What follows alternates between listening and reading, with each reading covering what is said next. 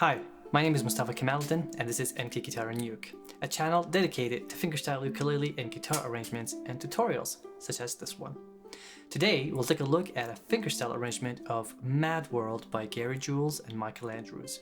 This is a beginner piece but is filled with small details that if you don't apply will make you sound bad. These details mostly revolve around legato playing and when to release left-hand fingers, which in this case results in some unique fingerings such as bar 10 where two different left-hand fingers play the same fret. If you follow this tutorial, this song should take you less than 2 weeks. If you're an absolute beginner, then expect about 4 weeks, possibly 6 to complete it.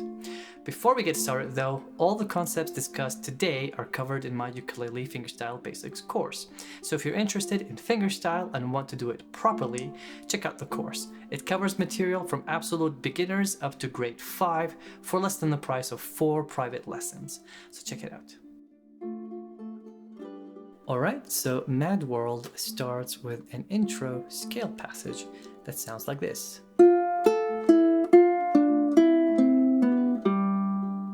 These are all the notes with the stems pointing up. So that's first fret on the second string, open, first string, open, second string, first fret. Now the second fret, don't play it with your second finger, play it with your third finger. And then while you're holding the third finger, you're going to let go of your first finger and play open. And now you can let go of your third finger to play open, and then fourth fret, and then open. And the reason you want to do that is because you want to overlap these and make them sound ringing like a harp. If you let go of the second fret too soon, it will sound bad or not as good as it could be because you're stopping the notes from ringing. Now, once you get the hang of that scale passage, it's time to add the bass notes on top. When you add the bass notes on top, which are the notes with the stems pointing down, you'll realize that you really just have a D minor chord shape for the whole bar.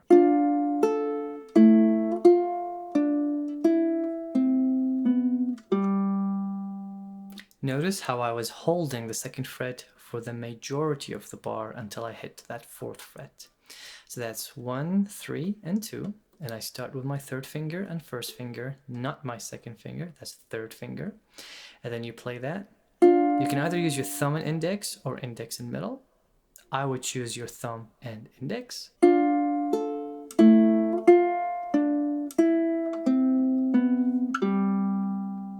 And one last tip to make this sound great is to hammer on the 0 to the 1 to make it sound more legato.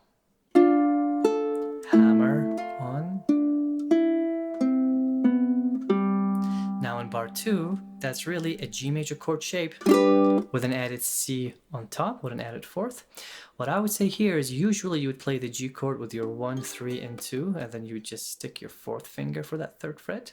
But try to avoid that and play the second fret with your second finger and the third fret on the second string with your third finger, which is really awkward and it's going to require a little bit of stretching here in your hand when you tuck your fourth finger in, under it.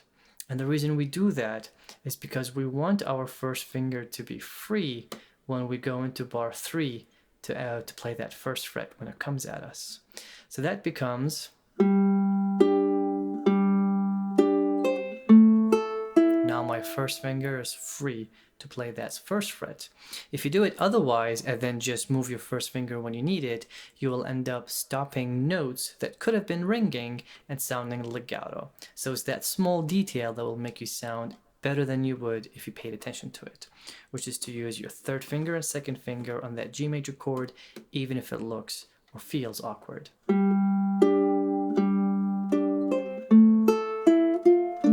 Hammer on, which is the same as bar 1, except now we play the third fret with our fourth finger, and then arpeggiate a G major chord shape with an open first string.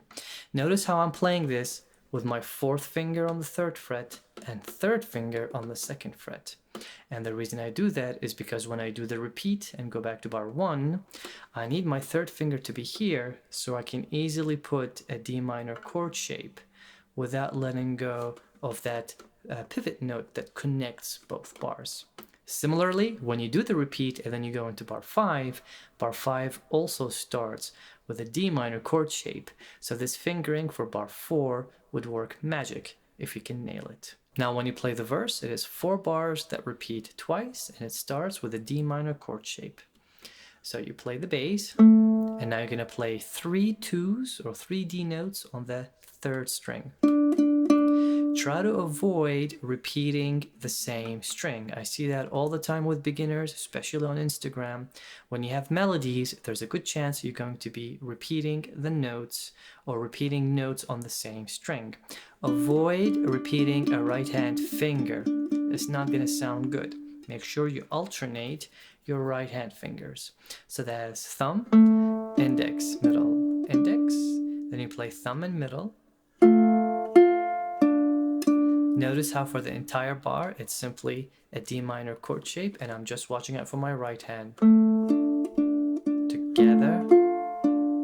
Now you let go of your 3rd finger to get that F major chord shape. Notice how the 2nd C note or the 2nd open 3rd string is actually a bass note. So I played it with my thumb.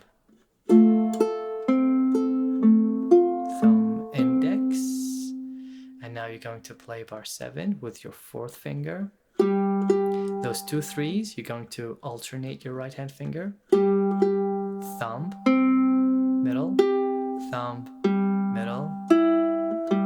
3rd finger on that 2nd fret, and then 4th finger on that 3rd fret. Thumb. Basically, I am making sure that I play thumb on all the notes that are pointing down, except for when it comes at the end of the bar where it's just thumb, index. And the last detail to add is that in bar 8, you could play the 1st fret, pull off, and hit the 2nd fret. And then you would do the repeat.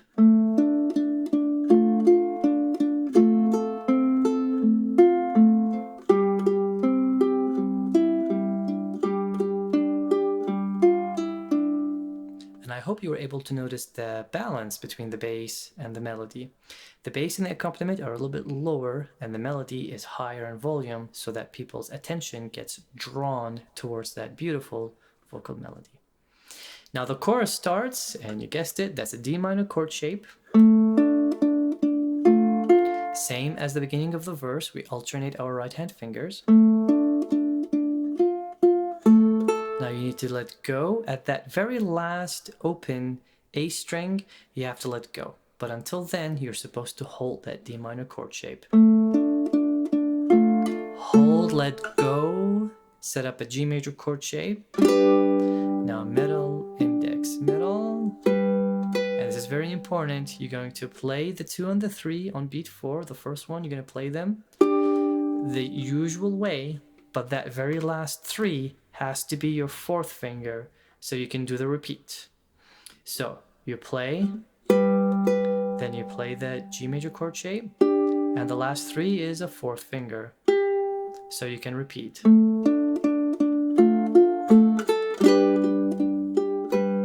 Switch, let go, hold your 4th finger, let go, switch. That switching motion, you have to practice it so it doesn't sound. There cannot be a gap between the 2, otherwise everybody will notice that something funky happened. The music though, it feels like nothing has changed, but physically we have to change the fingers so we can connect the repeat. If we don't, then when we repeat into that D minor chord, you're going to sound bad by either doing unnecessary pull-offs or stopping the music. So make sure you practice that move, and I'll show it to you one more time.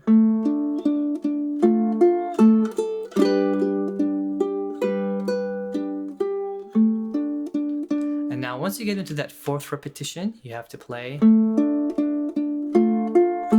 and you go into the outro, which is the same as the beginning, right? So that's let go 1st finger, let go 3rd finger, 4th finger. Now 3rd finger hits that 2nd fret, not the 2nd, it's 3rd finger. fourth finger. Now your third finger is already there.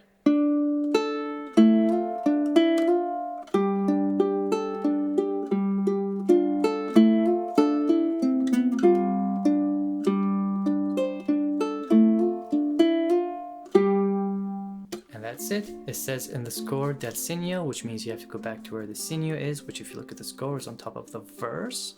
And then you would play the verse and the chorus again. That's it for now. My name is Mustafa Kamaliddin. This is MK Guitar. If you have any questions or requests or comments, please leave them in the comment section down below. If not, I'll see you next time.